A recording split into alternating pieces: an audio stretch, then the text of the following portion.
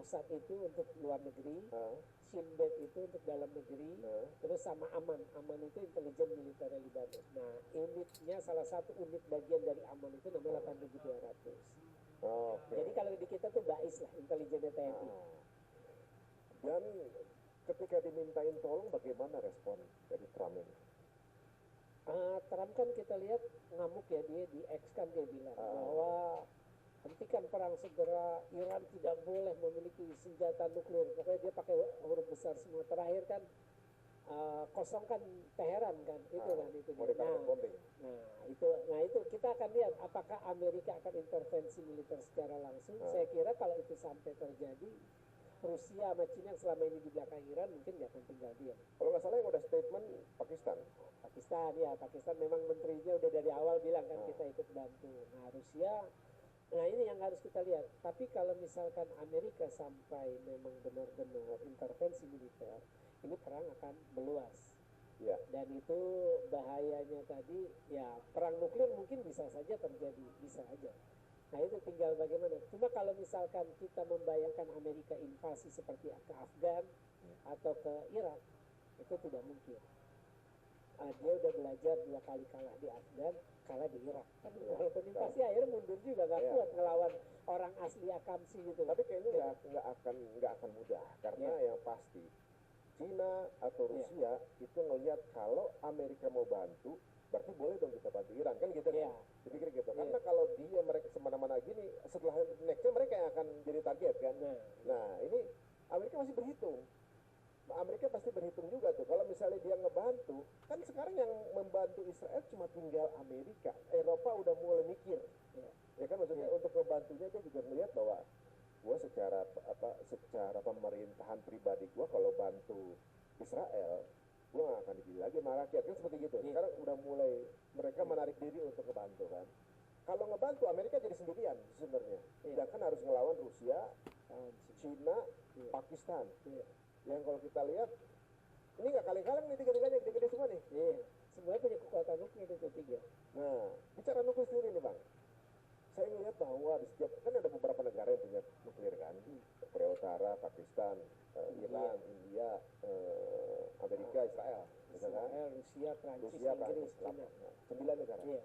Nah, tapi sebenarnya sampai sekarang belum ada satu negara pun yang pakai nuklir itu untuk perang. Udah, Amerika jangan lupa waktu ngebom Hiroshima sama Nagasaki. Agustus 1945. Itu masih bom atom. Masih bom atom, belum sampai skala. Mungkin pengembangannya jadi nuklir sekarang, tapi itu masih bom atom.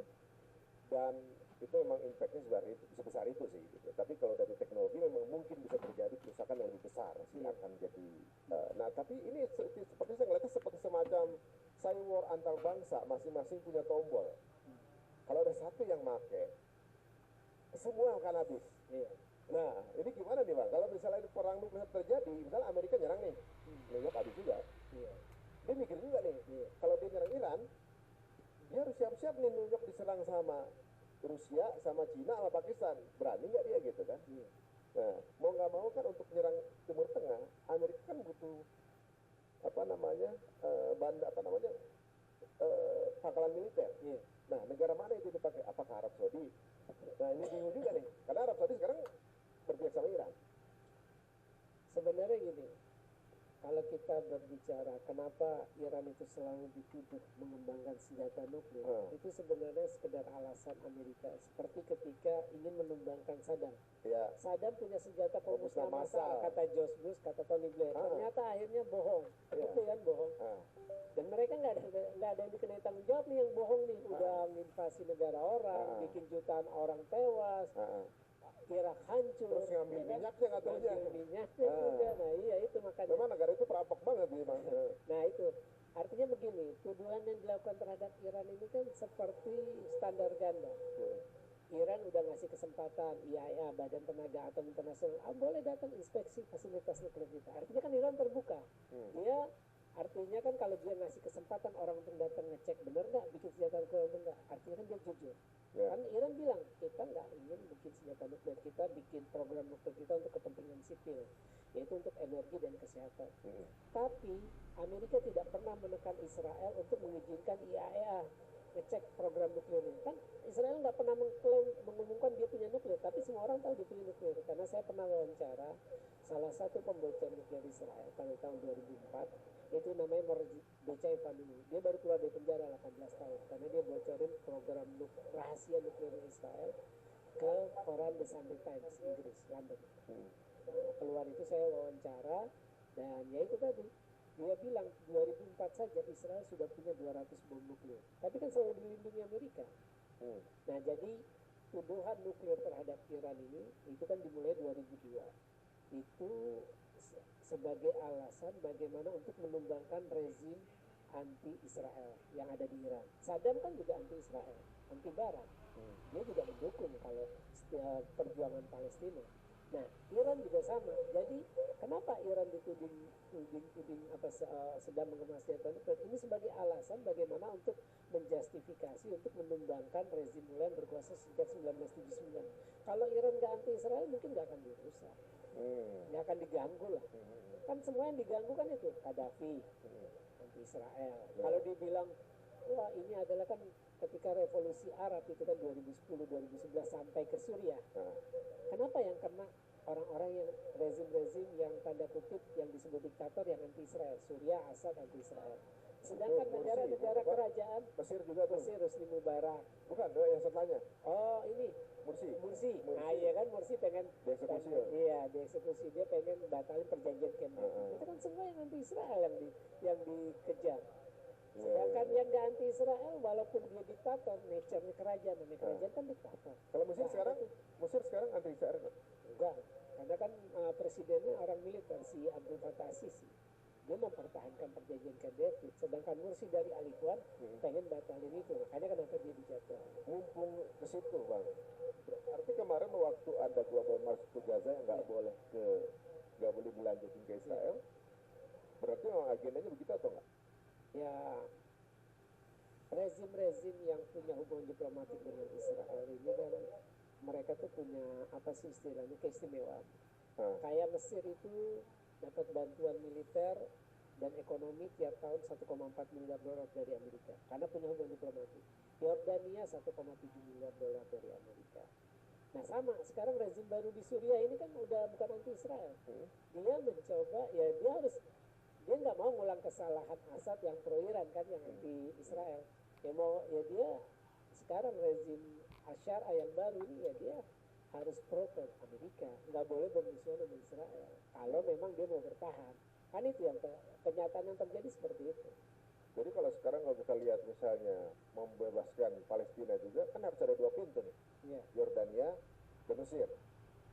Sama Suriah, bakalan tinggi Golan. Suriah juga nempel juga ya? Bisa nempel juga. Iya. Nah, kemudian kalau tiga-tiganya ini pro Israel berarti belum bisa. Ya, belum bisa. Makanya narasi yang kemarin berkembang ketika HTS menang itu kan Islam akhirnya jatuh ke tangan umat Islam. Itu narasi yang ngawur. Saya di sana, saya kan ngobrol sama mahasiswa Indonesia yang udah tahunan tinggal di sana. Selama ada Assad, majelis pengajian tetap ada, pesantrennya Syekh Ahmad Afyuni, Adnan Afyuni ada. Terus kampus-kampus Islam seperti Universitas Abu Nur, Universitas Fatah itu tetap berjalan, nggak ada yang dilarang. Artinya narasi ngawur. Terus narasi ngawur kedua apa? Ajan untuk pertama kali berkumandang di Masjid Umayyah. Nah, kata mahasiswa di sini seperti ini juga ajan ada tetap 5 kali. Ya itu narasi ngawur, narasi. Terus ketiga narasi sebentar lagi pembebasan Al-Aqsa. Bagaimana mau pembebasan Al-Aqsa? Sekarang aja dia mau berteman sama Amerika, butuh Amerika supaya dicabut sanksi, butuh biar bantuan ekonomi masuk. Kan nggak mungkin bermusuhan Amerika. Ya, kalau bermusuhan Amerika ya nggak. Kalau bermusuhan dengan Israel artinya bermusuhan dengan Amerika kan. Bermusuhan dengan Amerika artinya bermusuhan dengan Israel. Itu kan setali 3 uang. Jadi ya narasi itu ngawur. Sebentar lagi pembebasan Al-Aqsa kan ada ya, maaf ya kalau menurut saya orang yang kaitkan dengan gerakan akhir zaman. Saya sih nggak mau sampai ke situ ya. Cuma kalau kita lihat kondisi geopolitiknya itu kan ngawur sekali. Masih jauh lah. Sedangkan Turki yang istilahnya punya hubungan diplomatik dengan Israel aja, baik dengan Amerika itu sampai sekarang nggak bisa tuh bebasin Al-Aqsa. Dari tahun 49 kan dia punya hubungan diplomatik. Iya, memang PR-nya sih memang harus dua pintu itu aman dulu kan. Iya. Nah, tapi kan sekarang memang secara diplomatik dan politik semua ada hubungan dengan Israel kan. Iya, baik Yordania maupun Mesir. Makanya mereka Mesir nggak akan buka itu pintu Rafah. Nggak akan Karena Israel nggak ngizinin. sepatuh itu. Ya mau nggak mau harus begitu karena kan dia kan punya hubungan diplomatik. Dia dapat bantuan rezim yang berkuasa itu dapat bantuan ya tadi saya bilang 1,4 miliar dolar Amerika bantuan militer dan ekonomi. Jadi nggak mungkin dong mau bermusuhan sama Israel atau melawan perintahnya Israel. Israel bilang makanya kan Israel bilang blokade bantuan kemanusiaan nggak boleh ada yang masuk kan nggak ada satupun masuk. Padahal kalau mau Mesir bisa lah kan dia tinggal buka doang pintu Rafah. Tapi kan nggak bisa, dia nggak berani dan nggak berani melakukan itu karena tahu apa resikonya rezim yang berkuasa presidennya bisa jatuh kan lawan. Nah, teman-teman ini agak kejawab ya, apa yang terjadi yang lagi viral juga. Selain serangan Iran juga viral terjadi bahwa belum lama ini beberapa teman kita juga nggak bisa mungkin ikutan di Global Mars dan Global Marsnya pun nggak bisa masuk juga. Iya, kan? iya. Nah, sekarang kita kembali ke konflik ini. Bagaimana pandangan negara-negara besar seperti Rusia, Cina gitu ya. Kan kalau yang terakhir ya, apa ya? Sebelum situ, Saudi Arabia statement untuk konflik ini mereka mendukung Iran. Itu cuma statement apa bagaimana? Secara politik mereka harus ngomong begitu.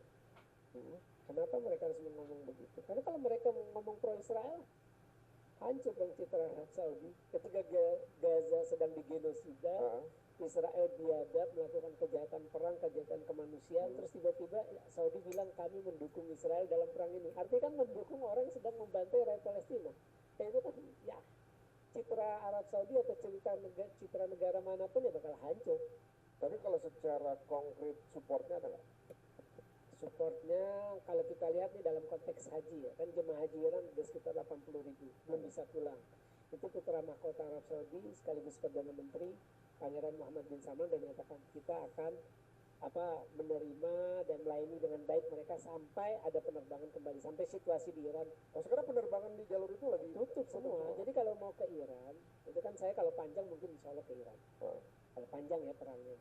Gimana panjang orang bandaranya nggak ada yang aktif? Itu lewat darat, namanya Bazargan dari Turki. Dari Istanbul ke Bazargan itu sekitar 12 jam darat, nanti Bazargan ke Teheran 12 jam. Jadi lewat jalur darat masih bisa dari Turki tapi. Karena Libanon juga penerbangan ditutup. Karena kan seluruh kendali juga lewat Libanon. Iya, sekarang penerbangan yang berada di sekitar banyak ditutup. Banyak ditutup kan? Israel juga tutup. Jadi Libanon, Jordan, Mesir, Suriah, Mesir enggak ya kemarin lewatnya.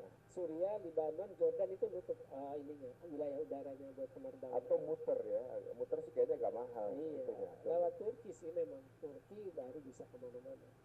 Iya, Turki itu kan berbatasan dengan Iran. Berbatasan dengan Suriah. Barisan darat. Iya, darat. Bagaimana itunya? Negara-negara yang memandang itu kan Arab Saudi udah bilang berada di pihak Iran gitu. Pakistan juga ngomong gitu. Kalau Amerika membantu, maka Pakistan akan ikut bantu Iran. Gitu kan ngomong gitu kan? Iya. Itu beneran atau gimana? Ya ini memang masih harus dilihat. Ini kan masih istilahnya ungkapan-ungkapan diplomasi ya, ungkapan-ungkapan di panggung diplomasi. Nah ini yang masih harus ditunggu karena ada anggota Kongres Amerika juga yang nggak setuju kalau sampai Trump memutuskan kita terlibat intervensi militer dalam perang ini. Itu kan berbahaya juga buat ekonomi Amerika. Artinya kan terkuras. Kemarin udah bantu Israel untuk perang Gaza, ya kan. Terus juga secara politik di domestik itu orang udah nggak suka sama Trump. Kan kemarin kasus imigran kan rame chaos tuh di LA.